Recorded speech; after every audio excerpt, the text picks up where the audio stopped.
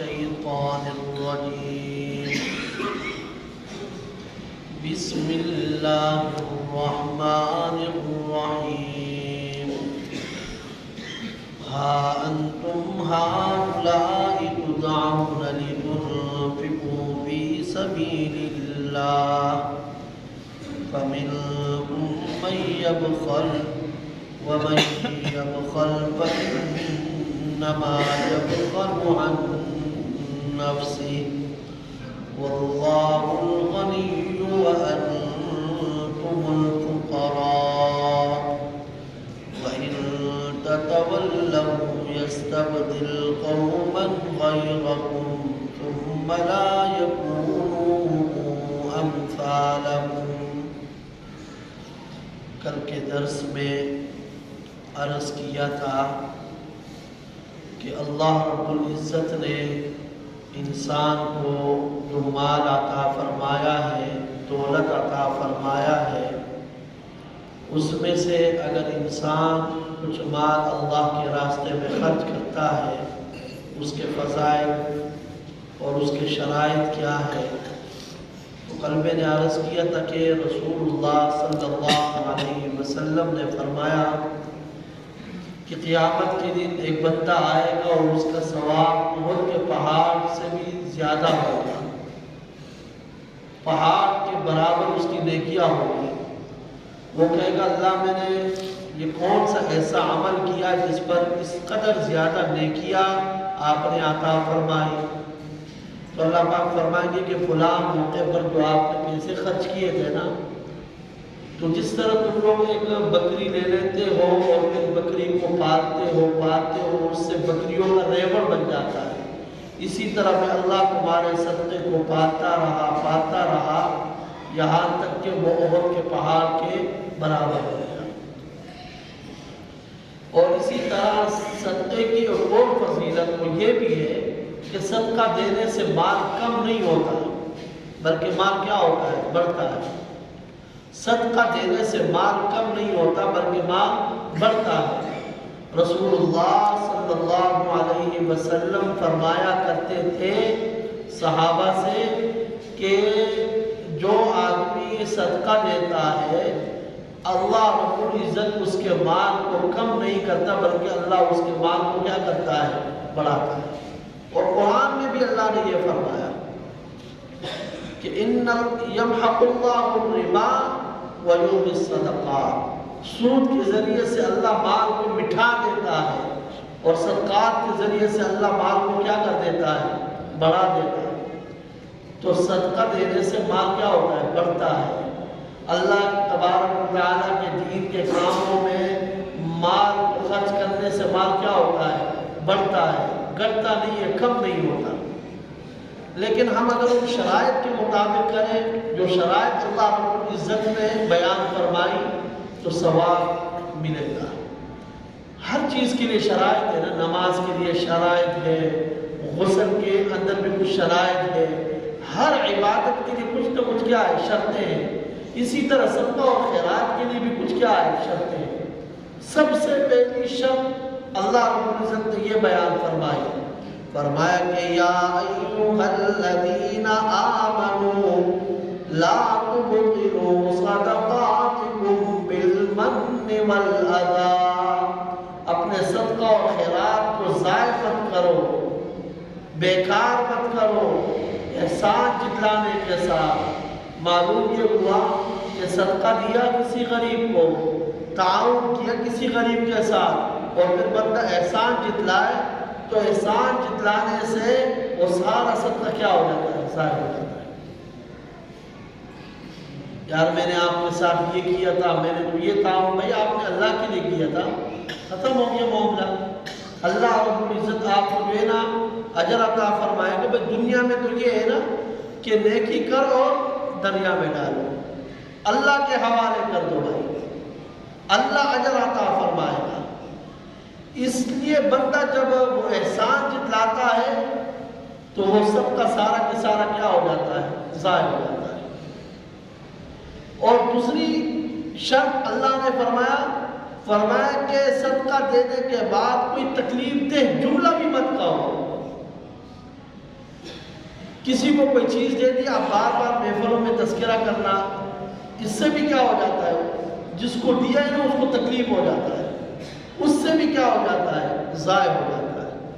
اور تیسرا یہ شرط قرآن نے یہ بیان فرمائی کہ بھائی جو کچھ دیا ہے نا صرف اور صرف اللہ کو راضی کرنے کے لیے ہو۔ اگر ریاکاری اور دکھلاوا ہو دل کے اندر کہ لوگ میری سخاوت کی تعریفیں کریں، لوگوں کی نظروں میں وہ میرے تعریف کے چرچے ہوں، یہ اس قدر خرچ کرنے والا ہے، اگر دکھلاوے کے لیے بندہ خرچ کرتا ہے بھلے 1 کروڑ روپے ہی کیوں خرچ نہ کرے، کوئی ثواب نہیں ملے گا، بلکہ الٹا یہ عمل انسان کو جہنم میں لے کر جائے گا۔ اس لیے رسول اللہ صلی اللہ علیہ وسلم فرمایا کرتے تھے کہ معمولی سا دکھلاوا بھی کیا ہے، شرک ہے، خطرناک گناہ ہے، اس سے بھی انسان کا صدقہ اور خیرات کیا ہو جاتا ہے، ضائع ہو جاتا ہے، برباد ہو جاتا ہے۔ اور چوتھی شرط اللہ رب العزت نے یہ بیان فرمایا کہ انفقوا من طیبات ما کسبتم ومما اخرجنا لكم من الارض، جو چیز آپ صدقے میں دے رہے ہیں، خرچ کر رہے ہیں، وہ حلال بھی ہو، یہ نہیں کہ حرام مال کمایا ہوا ہے اور اس کو بندہ کیا کرے، خرچ کرے، اس میں تو ثواب کی نیت ہی نہیں کرنی۔ اگر آمدنی حرام ہو، سارا پیسہ سود کا ہے، یا سارا پیسہ کسی سے غصب کیا ہوا ہے، یا کسی سے چوری کیا ہوا ہے، بھائی میں اللہ کے دین کے کام میں لگا رہا ہوں، ثواب ملنا تو دور کی بات، اگر بندہ ثواب کی نیت کرے گا تو انسان یہ معاملہ اور خطرناک ہو جائے گا، نیت بھی نہیں کر سکتا ہے ثواب، وہ حلال ہونا ضروری ہے، یہ بھی ایک شرط ہے۔ اور 5ویں شرط اللہ رب العزت نے یہ بیان فرمایا کہ وَلَا تَيَمَّمُوا الْخَبِيثَ مِنْهُ وَلَا تَيَمَّمُوا الْخَبِيثَ، بیکار چیز ہو، رتی چیز ہو، ضرورت ہی نہیں، اور بھائی یہ اللہ کے نام پر، اس لیے کہ بندے کو خود ضرورت ہے، اللہ کے نام پر تو عمدہ مال دیا کرو۔ اللہ نے قرآن میں واضح طور پر فرمایا کہ لن تنالوا البر حتى تنفقوا مما تحبون، تم کامل نیکی اس وقت تک حاصل نہیں کر سکتے ہو جب تک کہ وہ مال خرچ نہ کرو جو تمہیں سب سے زیادہ محبوب نہ ہو۔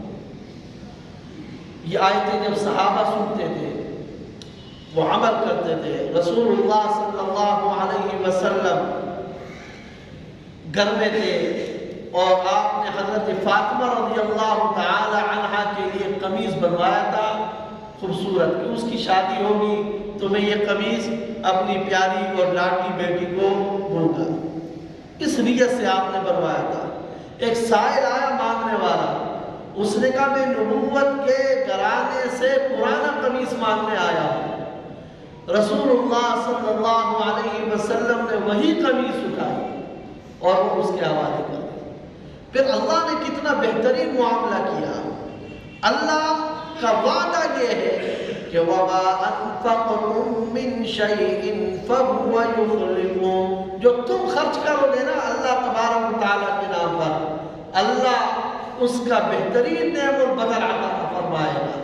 پھر اللہ نے کیا کیا، جب حضرت فاطمہ کی شادی کا وقت آیا، جبرائیل امین جنت کا ریشمی قمیص لے کر آئے، نبی اکرم صلی اللہ علیہ وسلم کے حوالے کی، اس سے عمدہ چیز اللہ رب العزت عطا فرماتا، یقین ہو، اعتماد ہو، اللہ تبارک و تعالیٰ کی ذات پر مکمل اعتماد ہو کہ اب جو میں خرچ کروں گا اللہ اس سے بہتر عطا فرمائے گا۔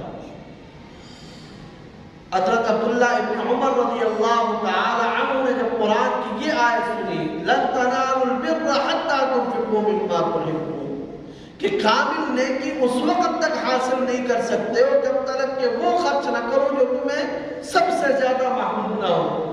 تو ان کی ایک باندی تھی جو انہیں بہت زیادہ محبوب تھی، اس کا نام تھا مرجانہ، وہ سب سے زیادہ انہیں محبوب تھی، تو فرمایا میں اس باندی کو اللہ کے نام پر آزاد کر دیتا ہوں، یہ مجھے سب سے زیادہ محبوب ہے۔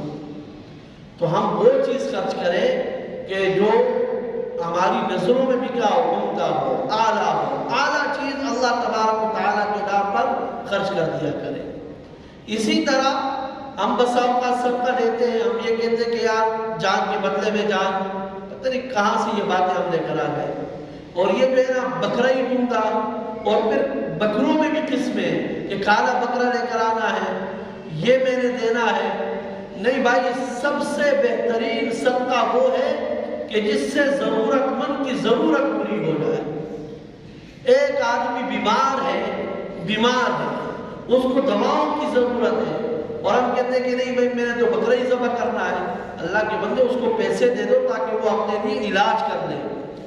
اس وقت بہترین صدقہ یہ ہے کہ اس کو نقد پیسے دے دیے جائے تاکہ وہ علاج کرے۔ ایک آدمی کے گھر کے اندر راشن ہی نہیں ہے، بھائی نہیں میں نے تو گوشت دینا ہے، تو بھائی گوشت پکانے کے لیے بھی تیل چاہیے ہوگا، اور بھی بہت ساری چیزیں چاہیے ہوتی ہیں۔ تو ایسا نہیں، بلکہ ہم صدقے میں وہ چیز دے دیں کہ جس سے ضرورت مند کی ضرورت کیا ہو جائے، پوری ہو جائے۔ جب ان شرطوں کے ساتھ ہم خرچ کریں گے تو پھر دو باتیں سامنے آئیں گی۔ ایک طرف شیطان آئے گا، وہ کیا کرے گا؟ فرمایا الشیطان یعدکم الفقر وَيَأْمُرُكُمْ بِالْفَحْشَاءِ، شیطان تمہیں ڈراتا ہے، خرچ کرو گے تو غریب ہو جاؤ گے، فقیر ہو جاؤ گے، وہ تمہیں بخل کا حکم دیتا ہے۔ اور دوسری طرف رحمان کی بات ہے، رحمان کی بات کیا ہے؟ فرمایا کہ وَاللَّهُ يَعِدُكُمْ مَغْفِرَةً مِّنْهُ وَفَضْلًا، اگر تم خرچ کرو گے تو اللہ رب العزت بھی تم سے وعدہ کرتا ہے کہ میں اللہ رب العزت تمہارے گناہ بھی معاف کر دوں گا، اور تمہیں اس سے بڑھ کر بھی اللہ رب العزت عطا کر دوں گا۔ اللہ مجھے بھی اور آپ کو بھی کہنے اور سننے سے بڑھ کر عمل کی توفیق عطا فرمائے۔ اے اللہ ہمارے گناہ